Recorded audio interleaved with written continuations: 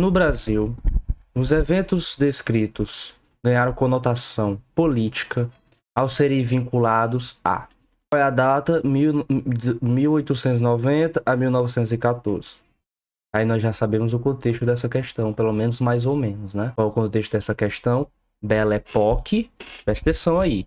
Belle Époque, no contexto maior, no contexto da história geral, é a Belle Époque. No contexto do Brasil, era a passagem do Império para a República e aquele iniciozinho daquela República do Café com Leite.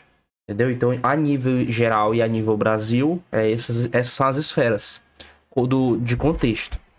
A questão tá falando que é no Brasil, então vamos se importar com o que estava acontecendo no Brasil, mas não vamos esquecer do que estava acontecendo no mundo, que era a Belle Époque. Tem que lembrar que ele quer o contexto político. Vamos agora para o texto. Com a proximidade do final do século XIX, ou seja, 1800 e tanto, que é exatamente o que a gente está falando aqui, ó, amplificam-se as expectativas com relação ao século seguinte. Se muitas eram as utopias, talvez uma das mais evidentes tenha se concentrado nas potencialidades da nova ciência, com suas invenções e projetos. Não é por mera coincidência que a agenda do país tenha sido tomada pela introdução de uma série de inventos. De forma acelerada, entram no Brasil, a luz elétrica, com ela o telégrafo, o telefone, o cinematógrafo.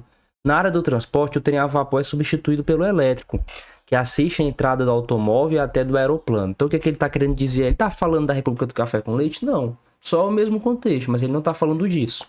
Ele está falando que, pessoal, no momento da Belle Époque, o que está acontecendo no Brasil? Vocês sabem o que está acontecendo na Belle Époque. Se você não lembra, tudo bem. Não é isso que vai fazer você perder a questão. O que está acontecendo no Brasil? Isso você consegue notar até pelo texto. O que está acontecendo aí? Com essa passagem do século XIX para o século XX, a ciência está florescendo.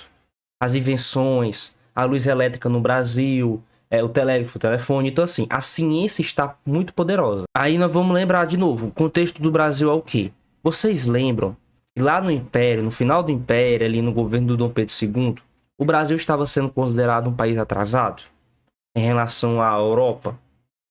Por que isso acontecia? Porque a Europa estava passando pela Belle Époque, naquele momento do glamour, aquele momento das grandes invenções também, aquele momento da paz, da literatura, da arte, do teatro. E o Brasil estava muito atrasado, um país que tinha acabado de sair da escravidão, um país que era governado ainda por uma monarquia, sendo que naquela época já tinha passado a Revolução Francesa, quase um século já tinha passado a Revolução Francesa.